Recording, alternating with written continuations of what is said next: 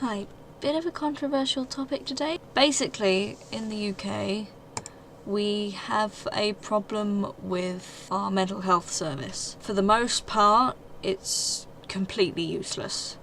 Basically, this was all sparked off by this poor schizophrenic guy who was basically refused treatment for all his life and eventually lost control and killed a girl. The Sun, which I don't trust completely, but it's all I've got to go on at the moment, says that more than 1,200 people have been killed in the past 10 years by people who have been refused treatment or given the wrong treatment.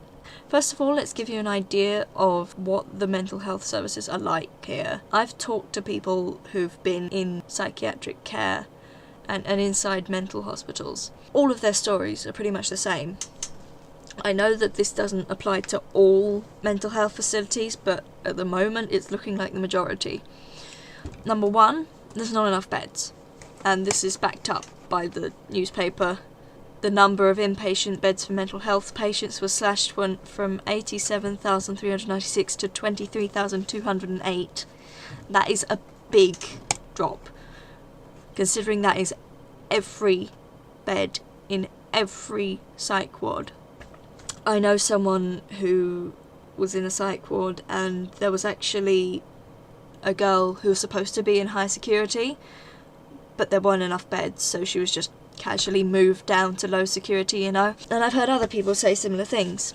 Number two, they don't care. The people in the psych wards who work there, for the most part, don't care. There are some good nurses and stuff that work in these places, but for the most part, they'll dump you in there. You won't get any actual treatment. Most people that I've seen actually come out of psych wards worse off than they were when they went in, which is great.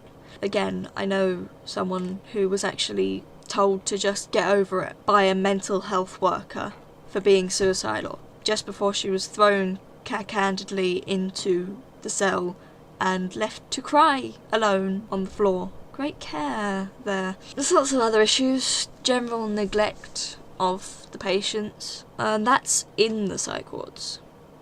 Can you imagine what it's like outside of the psych wards? And I've witnessed this firsthand, actually. This worries me a lot, that all of these killings have happened, and I've seen that a lot of them are actually schizophrenics, paranoid schizophrenics, etc., who've been refused treatment or given the wrong treatment. I know this other girl who was actually misdiagnosed, in my opinion. Who am I to dispute the mental health workers, but they're not always right. That's what we've got to remember, they're not always right. And if a patient truly strongly believes they've been given the wrong diagnosis, they have the right to be reassessed. Doesn't happen. This girl, basically, I can see that she seems to be schizophrenic or something similar. She's hallucinating very regularly and very severely, to the point where she's actually hallucinating in that the world is entirely different. She is almost constantly psychotic. If it wasn't for the very little medication that they have allowed her to take, she would be constantly psychotic. She's been in trouble with the police. She's been on bail because she had a blackout and started smashing up a car park. Didn't realise what she was doing, doesn't remember a thing about it, but they don't believe her. They also don't believe... This is the mental health people I'm talking about, by the way, not the court. This is actual therapists and psychiatrists who've talked to her. They basically diagnosed her with autism, and they're saying that all of her hallucinations and everything she does is copycat. She's getting copycat hallucinations because she wants to fit in with her friends, because one of her friends had hallucinations once in a psychosis, which really makes me feel sorry for any autistic people under their mental health care, because the fact that she's treated with such disdain and such neglect that they're refusing her treatment, it makes me feel sorry for any actual autistic people that have been correctly diagnosed, if any. And she's been getting worse and worse and worse and worse. The therapists have been actually lying, straight out lying. I know that she's been admitted to a psychiatric hospital, but her therapist and her psychiatrists have actually lied to the court and said, no, she hasn't.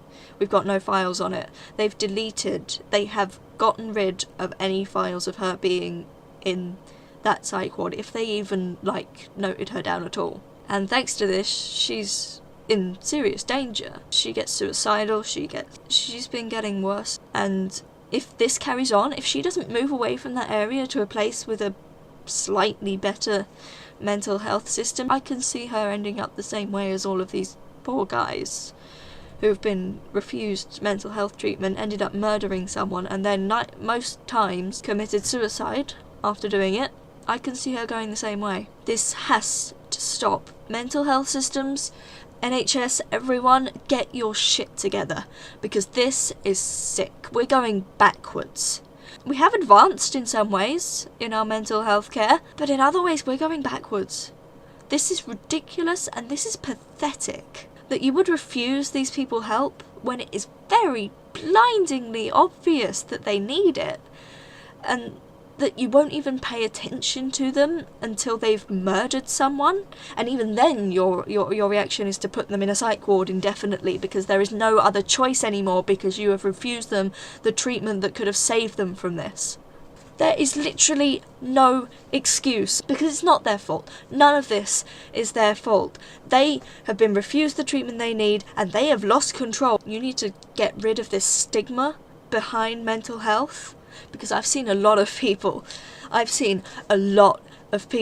saying that these people are dangerous and they should not be in society from the start. That's not how it should be. This isn't how it should be for anyone.